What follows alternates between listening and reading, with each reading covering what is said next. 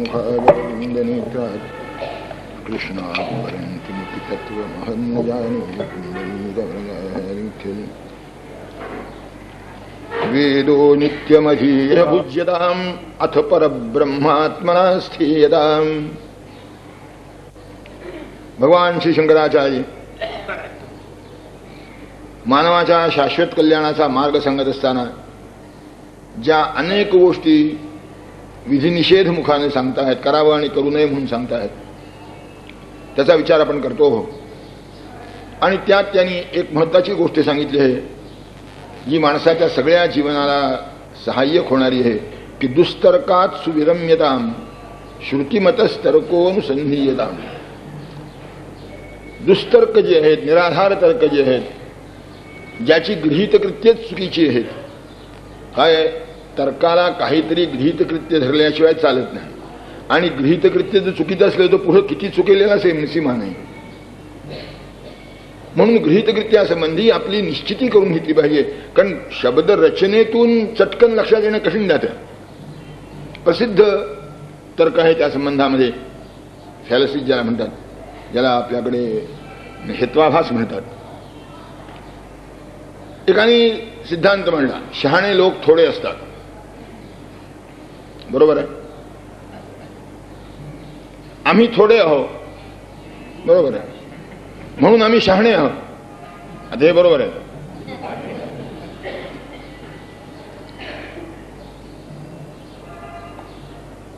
मनुष्य मर्त्य आहे, मी माणूस आहे म्हणून मी मर्त्य आहे, हा तर्क बरोबर आहे, पण त्याच थाटात मांडलेला शहाणे लोक थोडे असतात, आम्ही थोडे आहोत म्हणून आम्ही शहाणे आहोत, हा तर्क बरोबर आहे का?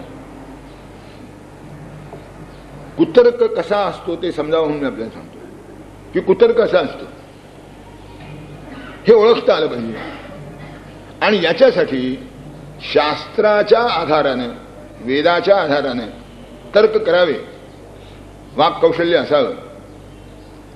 पण ते वेद काय सांगतो, शास्त्र काय सांगतं, सत्पुरुष काय सांगतात, ज्ञानेश्वर काय सांगतात, तुकाराम काय सांगतात, रामदास काय सांगतात, हे स्पष्ट करणारं असावं, स्वतःला शहाणं समजणारं नसावं। म्हणून दुस्तर्कापासून दूर राहावं, बुद्धी दिली आहे देवानं, अवश्य विचार करावा, अवश्य तर्क करावे, चांगल्या वाईटाचा अवश्य निर्णय घ्यावा, पण चांगल्या वाईटाचा निर्णय घेताना शास्त्राच्या मर्यादेला कधीही ओलांडू नये। शास्त्राच्या मर्यादेच्या आत चांगल्या वाईटाचा विचार करायचा असतो।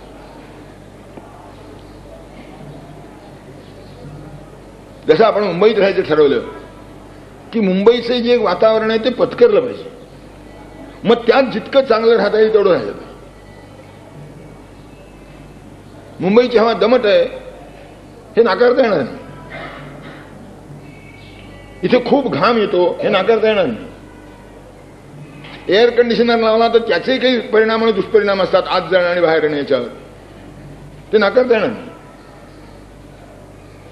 इथे जी विलक्षण धूळ आहे ती नाकारता येणार नाही। आता विलक्षण धूळ आहे म्हणून आपल्या घरातला केर काढत असताना मोठ्या म्हणी श्वासोश्वास करावा का? मग त्यातल्या त्यात आपण जास्त चांगले राहतो की नाही?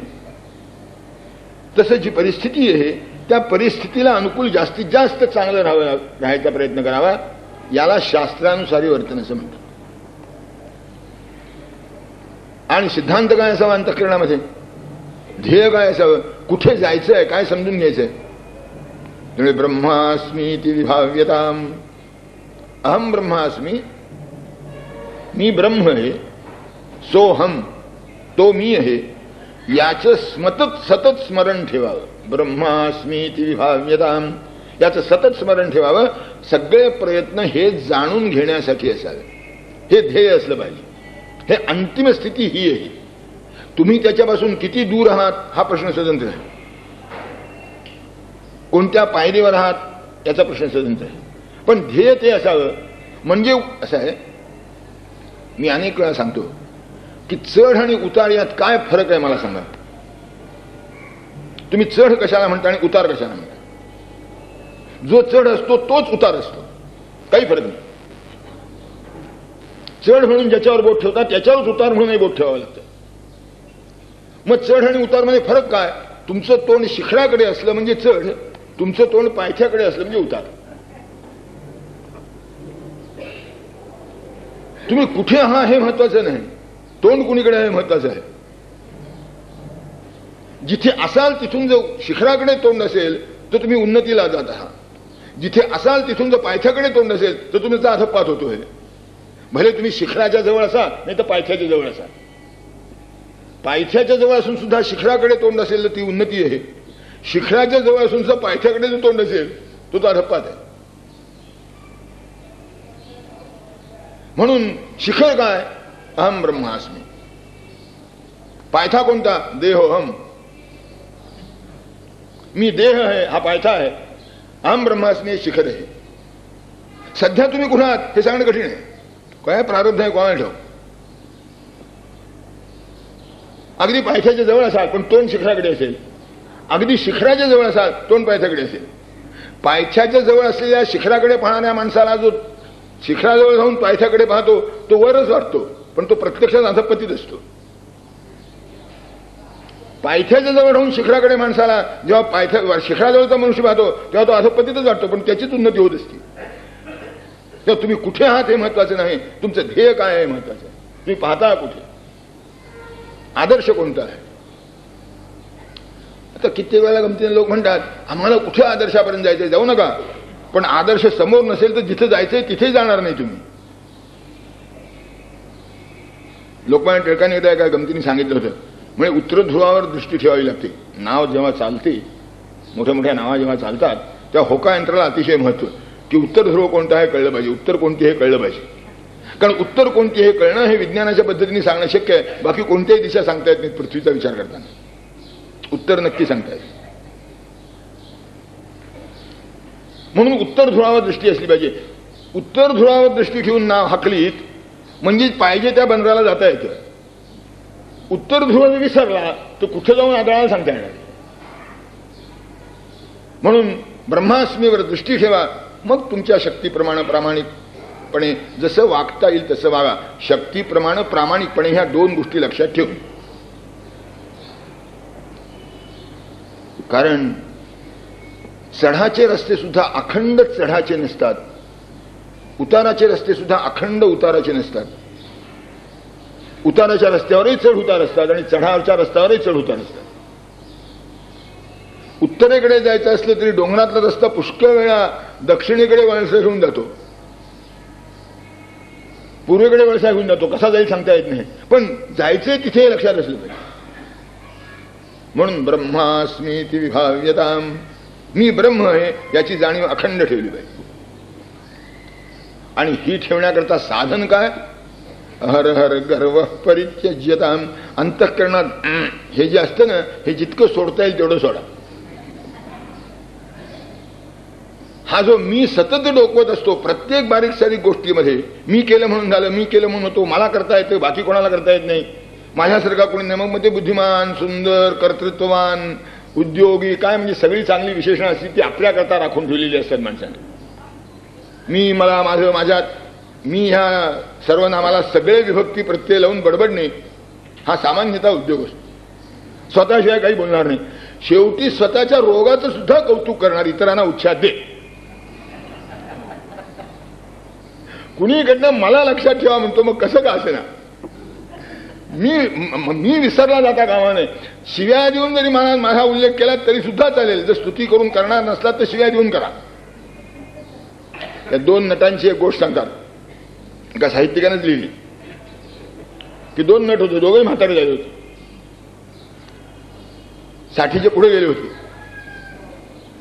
आणि एका नाटकामध्ये, स्वयंवर नाटक म्हणा, रुक्मिणीचं आणि तिच्या मैत्रिणीचं काम करायचं, दोघेही म्हातारे. आता स्वयंवर नाटकातली रुक्मिणी कितीही चांगली करतो म्हणला तरी 60च्या पुढच्या नटानं कशी करावी? त्या मेकअपला काही मर्यादा आहे की नाही? ते नाटक झालं. दुसरीशी वर्तमानपत्रकारांनी त्या नटावर खूप सडकून टीका केली. सडकून त्यातल्या एका वर्तमानपत्र दोघांनी वाचलं. तो दुसरा लागला रडायला. तुला रडायला काय झालं? बरे की तुझ्यावर टीका केली नाही. अरे म्हणजे टीका करण्या इतका तरी तू लोकांच्या लक्षात राहिला, माझा तोही उल्लेख कोणी केला नाही.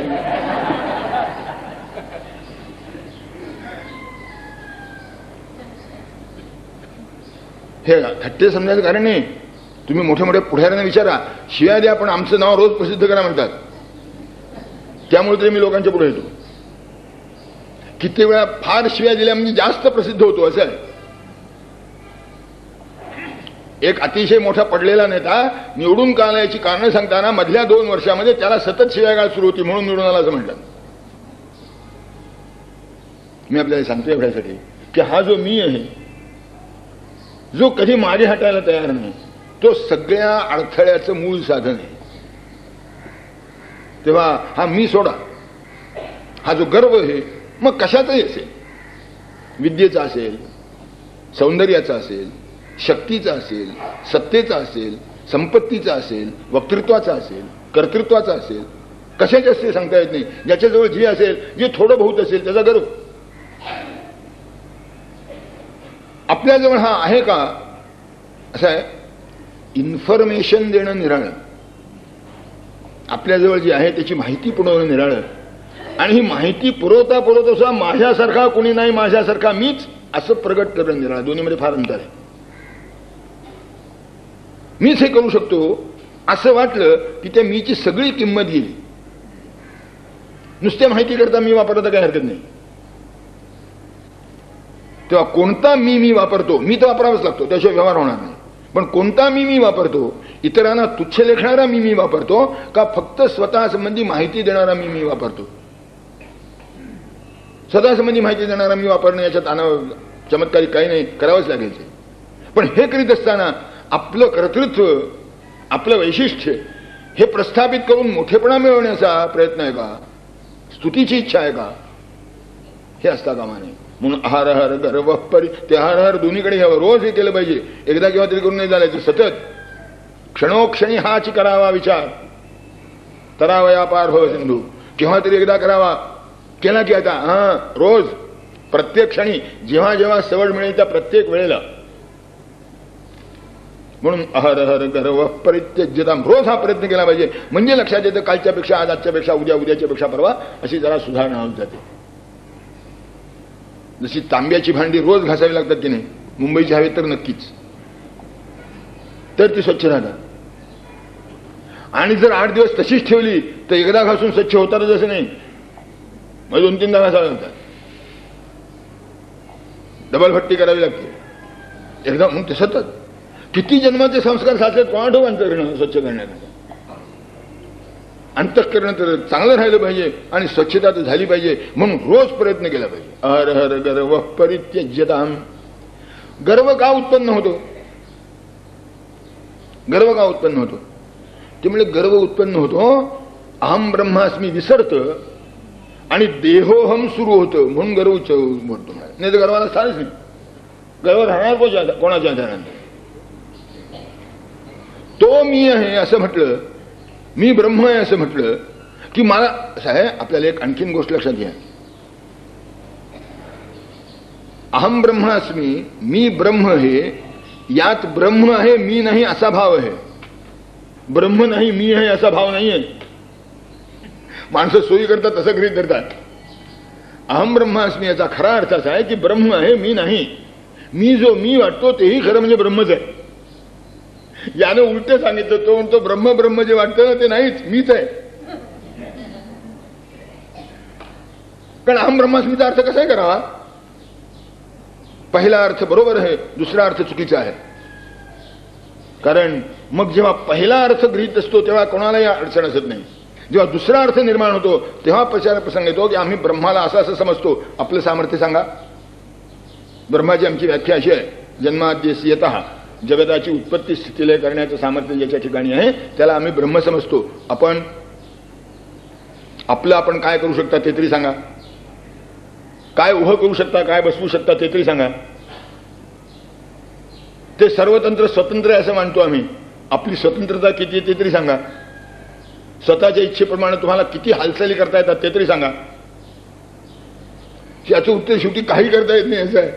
आणि मग डोकं धरून बघायचं, काय हो काही चालत नाही असं आहे. घरी बायको पुढे चालत नाही, मुला पुढे चालत नाही, बापा पुढे चालत नाही, भावा पुढे चालत नाही, शेजाऱ्या पुढे चालत नाही. त्यानं लाऊडस्पीकर मोठा केला, याचं डोकं दुखलं तरी तो लहान करीलच असा भरवसा नाही. आता काय तुमची सत्ता? त्याने रेडिओ मोठ्याने लावून ठेवला. काय करणार तुम्ही?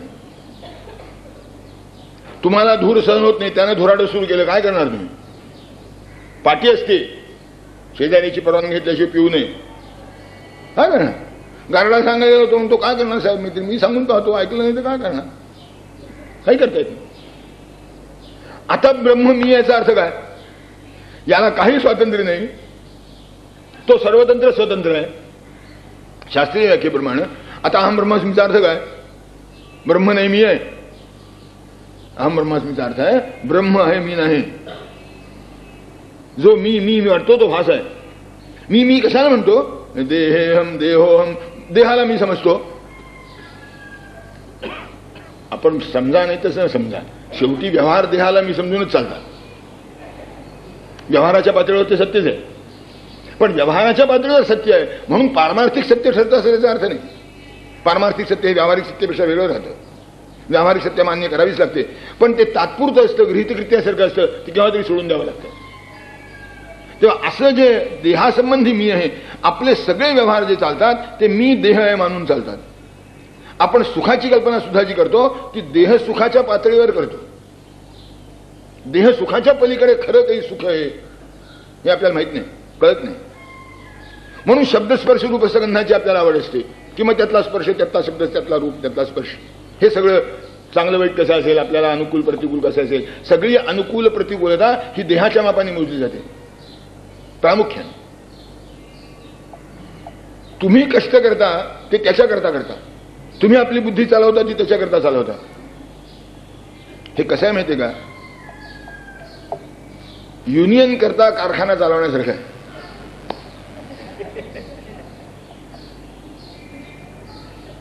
मजुरांच्या करता कारखाना चालवण्यासारखं आहे, नोकरा करता घर चालवण्यासारखं आहे.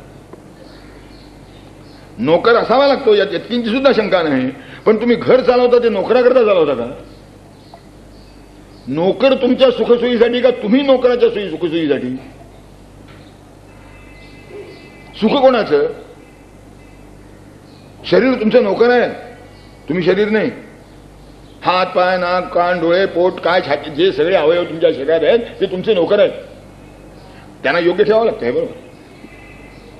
त्यांना पगार द्यावा लागतो, त्यांची देखभाल करावी लागते, पण त्यांची देखभाल करावी लागते, त्यांना पगार द्यावा लागतो. हे जरी खरं असलं तरी तो माझ्याकरता हे कधीही विसरून चालत नाही आणि कुणी विसरत नाही ज्ञान व्यवहारात. तरी आगतिक झाला तरी करतो पण विसरत नाही.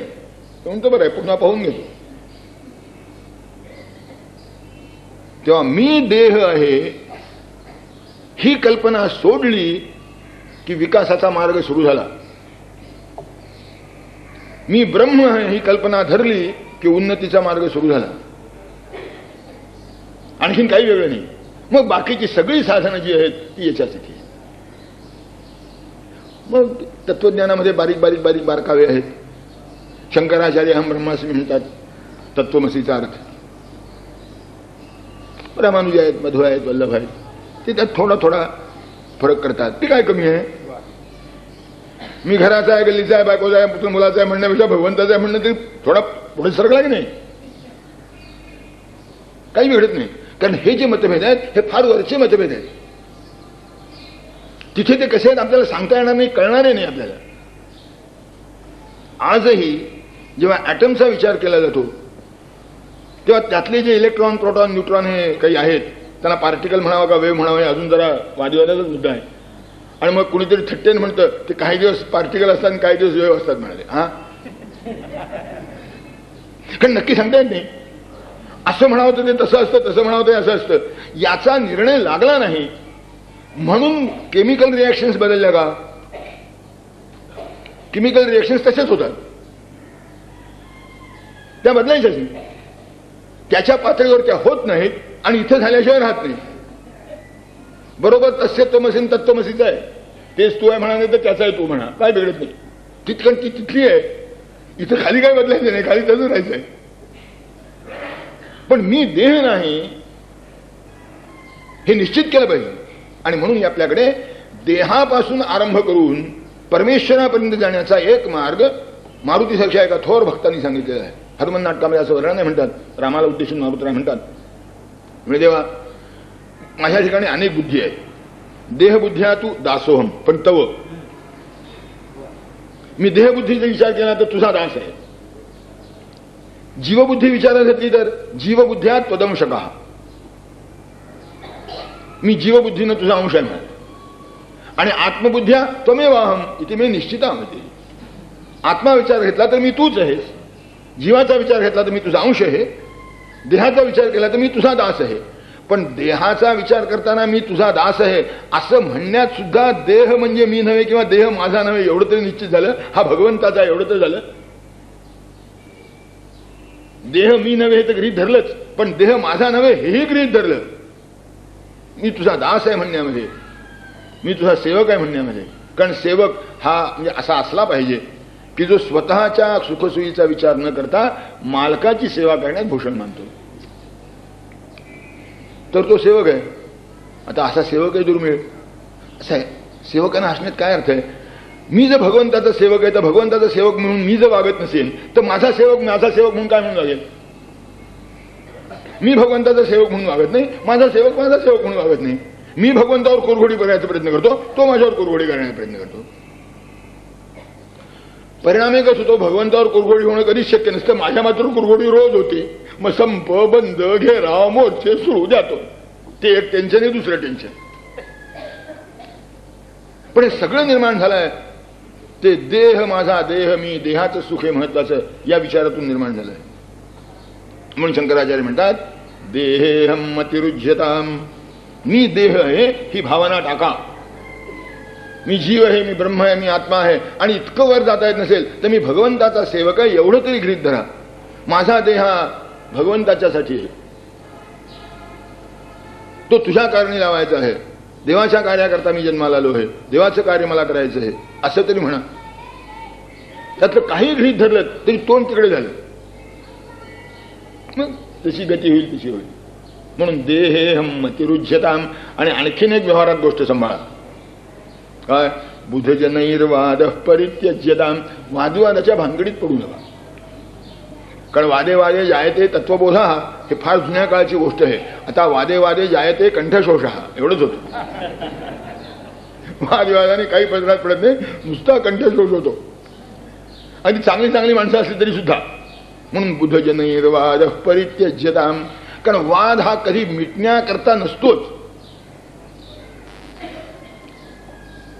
समर्थांनी अनेक प्रकरणामध्ये मनोगतामध्ये सांगितलंय की तुटे वाद संवाद तोही हितकारी. जिथे वाद तुटतो असा संवाद करावा. We agree to differ.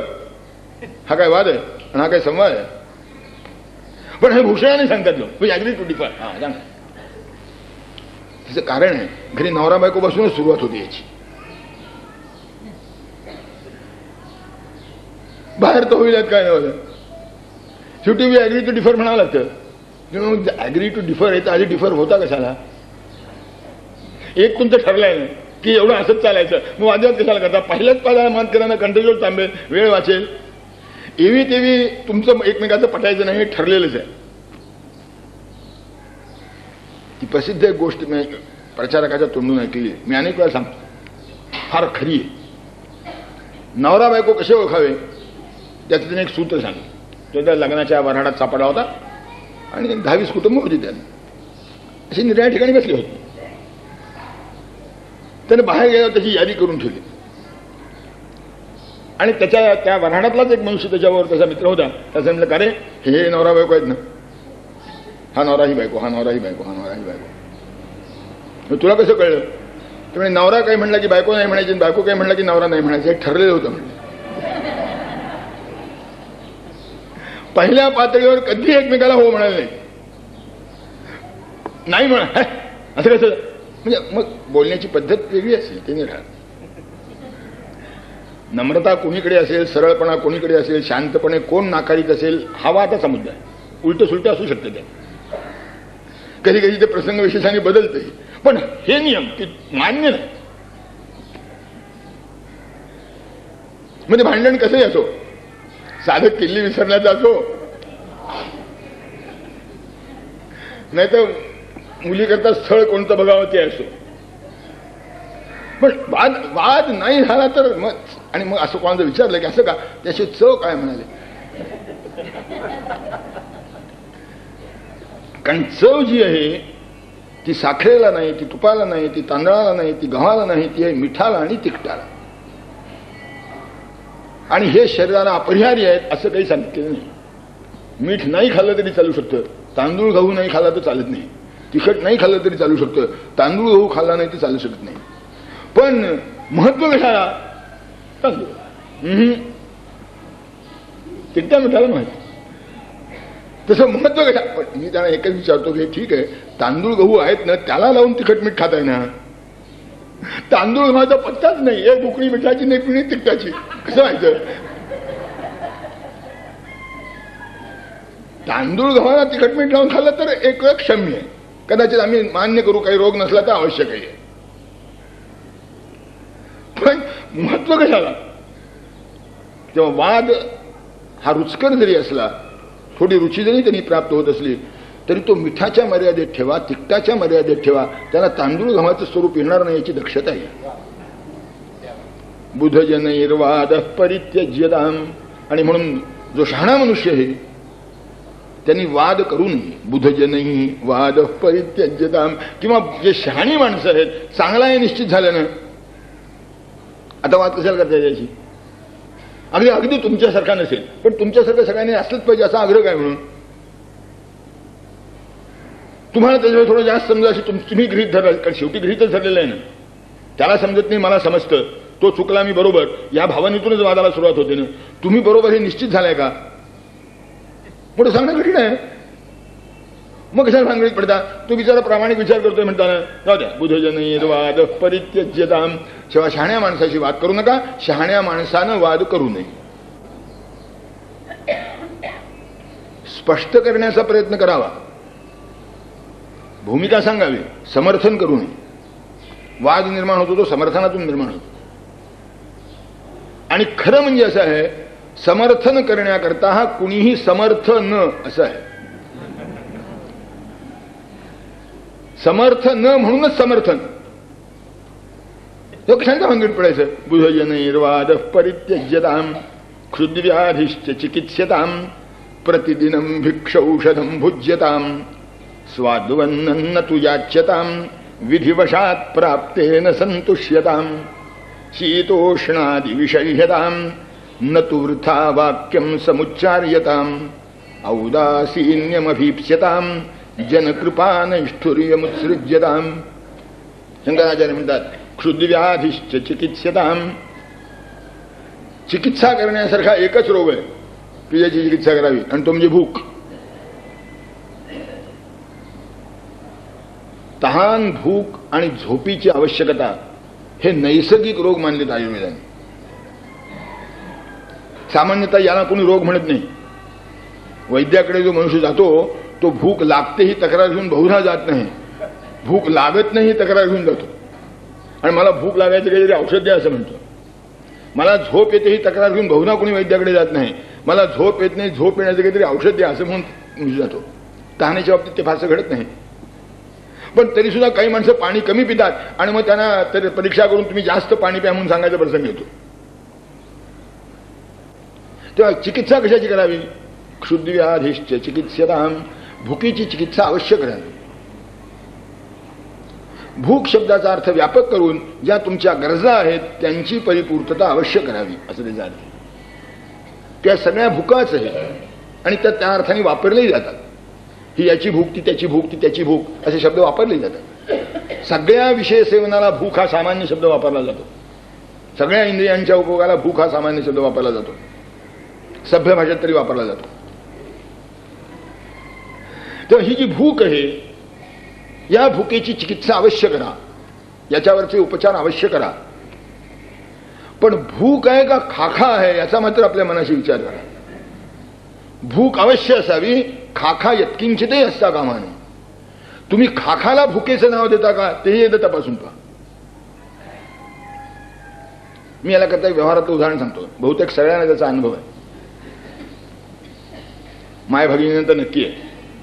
मधल्या सुट्टीत मुलं घरी येतात, आई भूक लागली म्हणतात. सामान्य आई भूक लागली, आई म्हणजे ती पोळी भाजी ठेवली ती खा. हा पोळी भाजी नको, आता याला भूक लागली खरी.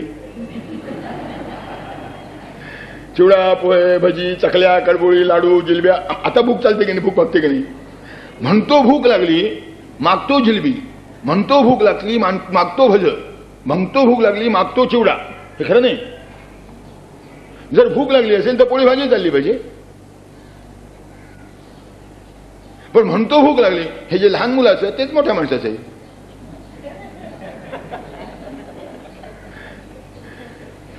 तुम्ही मला हवं पाहिजे म्हणता, याची गरज आहे म्हणून म्हणता का चैनी करता म्हणता? कधी विचार केलाय मनाची?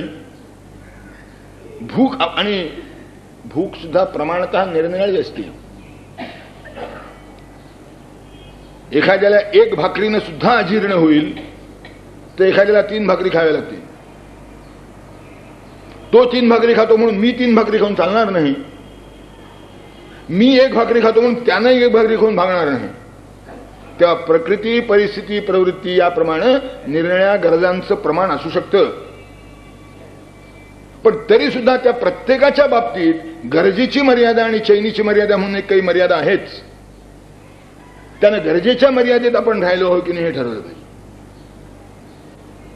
साहेब, संयम सगळ्यांच्याच ठिकाणी असावा.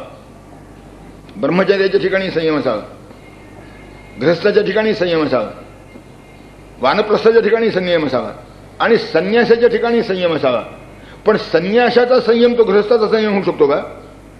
किंवा गृहस्थाला जेवढ्या सवलती आहेत संयमाच्या नावाखाली त्या संन्यासाने घेतलं तर चालेल का? हे जसं आश्रम नियमाप्रमाणे तसं सर्वत्र प्रत्येकाची परिस्थिती निराळी असते, त्याचे व्यवसाय निराळे असतात, त्याचे उद्योगधंदा निराळे असतात, त्याचं वातावरण निराळं असतं. त्या वातावरणाशी जमून घेण्यात त्यात आपण चमत्कारी दिसणार नाही अशी व्यवस्था त्याला करावीच लागते. म्हणून एखाद्या घरामध्ये नुसत्या सतरंजीवर सुद्धा भागेल, चटईवर सुद्धा भागेल, तर एखाद्या खुर्ची असणं आवश्यक वाटेल. हे खरं आहे. पण हे खरं आहे म्हटल्याबरोबर कितीही सवलत गृहीत आहे का हा महत्वाचा मुद्दा आहे. म्हणून गरज ही कमी अधिक असू शकते, पण गरज नावाची काही वस्तू आहे आणि मी तेवढ्या मर्यादेत राहतो का याचा विचार केला पाहिजे. दस फार आणि नो मोर असं मला कधी वाटतं की नाही? का संधी नाही म्हणून मी चांगला राहतो, संधी नाही म्हणून मी संयमी राहतो, विचार करण्याचा मुद्दा आहे. आणि हे दुसरा कुणी सांगू शकणार नाही, हे ज्याचं त्याला कळतं. विचार केला की ज्याचं त्याला कळतं. माझं मत खरं नसतं, मी केलेली टीकाही बरोबर नसते आणि मी केलेली स्तुती बरोबर नसते, कारण दुसरा खरा कसा आहे मला कधीच कळत नसतं. पण दुसरा कसा आहे जरी मला कळत नसलं तरी मी कसा आहे मला नक्की कळतं. मी कसा वागलो हे नक्की कळतं. फक्त एकच आहे की ह्याचा विचार करायला थोडा वेळ द्यावा लागतो, चिंतन करावं लागतं. मग त्याच्या अनेक गोष्टी येतील. म्हणून क्षुद्व्याधिश्च चिकित्स्यताम, भुकेचं उपचार नित्य करा. आणि त्याच्यासाठी काय उपचार करा? भिक्ष औषधम भुज्यताम, भिक्षा मागून जा. भूक मागवायची ना, भिक्षा माग. आता भिक्षा म्हणजे काय? सगळ्यां संन्यास, पुन्हा ते मगासारखंच, संन्यासाची भिक्षा निराळी, गृहस्थाची भिक्षा निराळी, ब्रह्मचार्याची भिक्षा निराळी, वानप्रस्थाची भिक्षा निराळी. ब्रह्मचार्याचं संबंध आयुष्य विकसित व्हायचं आहे त्याच्या भिक्षेचं स्वरूप निराळं. संन्यासाचं आता काही व्हायचं नाहीये त्याच्या भिक्षेचं स्वरूप निराळं. गृहस्थाला स्वतःला सांभाळून इतरांना सांभाळायचं आहे त्याच्या भिक्षेचं स्वरूप निराळं. म्हणून भिक्षा कशाला म्हणावं? सहज मिळालं ते भिक्षा. ज्याच्याकरता तडफड करावी लागली ते बरोबर. कबीराचा एक दोहा आहे मोठा छान. त्याने म्हटलंय, सहज मिले सो दूध सम, मागा मिले सो पाणी, कहे कबीर वह रक्त सम, जापे खिचातानी. तेव्हा माणसानं खिचातान करू नये, कारण आपण सगळे शाकाहारी आहोत आणि शाकाहार माणसाला स्वाभाविक आहे. खाता येतं म्हणून काही खातात ती गोष्ट निराळी. पण नैसर्गिक विचार केला तर शाकाहारच माणसाला स्वाभाविक आहे आणि याचे निसर्गाचे नियम ठरलेले आहेत. जो जो प्राणी ओठानी पाणी पितो तो शाकाहारी आहे, जो जो जीभ बाहेर काढून पाणी पितो तो मांसाहारी आहे. मनुष्य कसं पाणी पितो विचार करा. सगळ्या शाकाहारी प्राण्यांचे दात सपाट आहेत, सगळ्या मांसाहारी प्राण्यांचे दात तीक्ष्ण आहेत. माणसाचे दात कसे आहेत बघा. शाकाहार का मांसाहार ज्याचा त्यांनी ठरवावं. करता काही येत. मनुष्य असा प्राणी आहे की त्याला काहीही करता येतं, त्याला काहीही होता येतं, अगदी अॅनाटॉमिकली नाही जरी सायकॉलॉजिकली. माणसाची अॅनाटॉमी बदलत नाही, पण क्रिमी कीटकापासून नारायणापर्यंत तो कोणी असू शकतो. बरोबर उलट बाजूनी तसेच आहे. तो काहीही खाऊ शकतो, काहीही करू शकतो, पण करू शकतो म्हणून करावं का हे याचा विचार केला पाहिजे. मी आपल्याला एवढ्याकरता सांगतोय की मी मिळवतो हे, मी माझ्या कर्तृत्वानं, मी माझ्या उद्यमशीलतेनं, मी माझ्या प्रयत्नानं, मी माझ्या बुद्धीनं मला जेवढं मिळणं आवश्यक आहे तेवढं मिळवीन. गृहस्थ आहे तोपर्यंत हे असं करीन. अवश्य केलं पाहिजे. ही त्याची भिक्षाच आहे, ही गृहस्थाची भिक्षाच आहे. प्रामाणिकपणे दुसऱ्यावर अन्याय न करता जे मिळवतो ती गृहस्थाची भिक्षा आहे.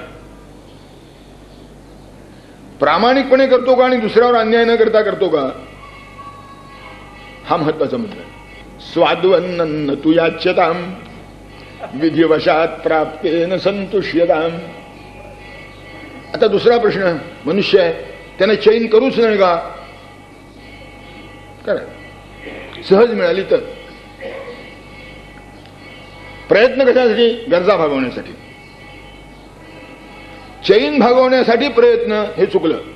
मग आता तुमचा गरजा भागून जो प्रयत्न शक्ती उरेल ती परमार्थासाठी वापरा, ती सरप्लस झाली.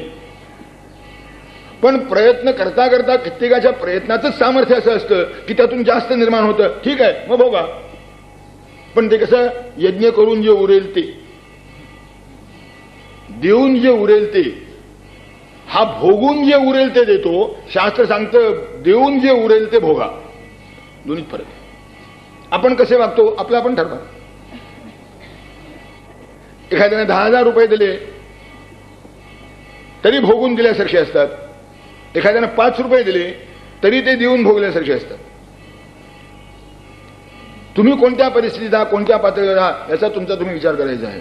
म्हणून चैन मागू नका, सहज प्राप्त झाली तर भोगायला हरकत नाही. म्हणून स्वाद्वन्न खाऊच नाही म्हटलं नाही. स्वाद्वन्न तु याच्यताम. गोडाची गोडा लाडू वाढा माय असं म्हणू नका, भाकरी वाढा माय असं म्हणा. लाडू वाढला तर खा, पण लाडू वाढला तर घेतो ही भिक्षा नाही. भाकरी मागणे ही भिक्षा आहे.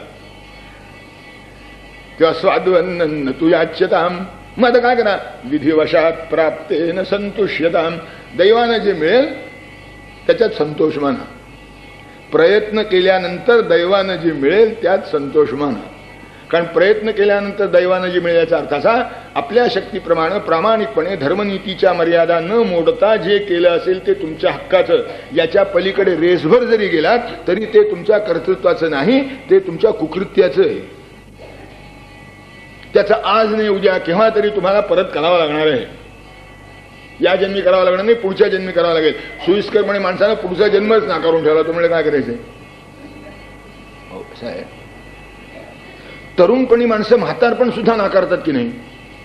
आपल्याला कधी म्हातारं व्हायचं आहे हे जर तरुणांनी लक्षात ठेवलं तर तो जसा वागेल त्यापेक्षा आपल्याला कधी म्हातारपण यायचंच नाही अशा कृतीने वागला तर फरक पडतो की नाही. पगारदार मनुष्य पुढच्या महिन्यात मला जिवंत राहायचंय हा विचार करून पगार वापरतो की नाही.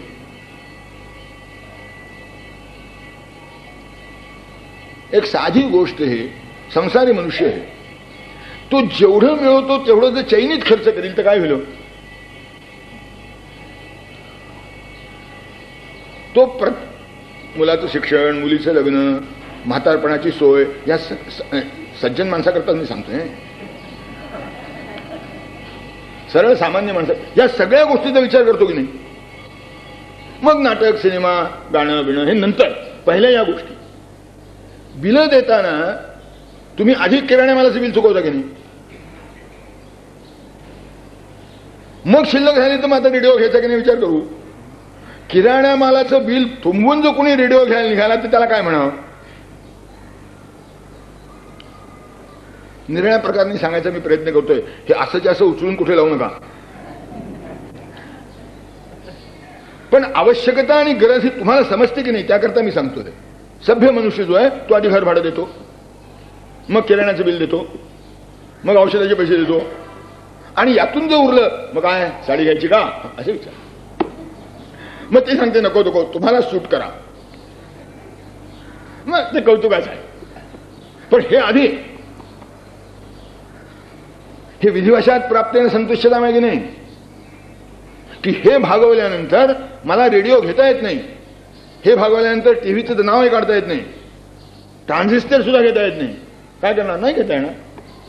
हे बुडवून ट्रान्झिस्टर घेणं हा शहाणपणा नाही. म्हणून विधिवशात प्राप्तेन संतुष्यताम. जेवढं आपलं कर्तृत्व जर एवढं आहे त्याला काय करणार? सरळ मार्गाने राहून याच्यापेक्षा जर जास्त मिळत नसेल तर सरळ मार्गाने राहून जेवढं मिळेल त्यात संतोष मानायला शिकलं पाहिजे.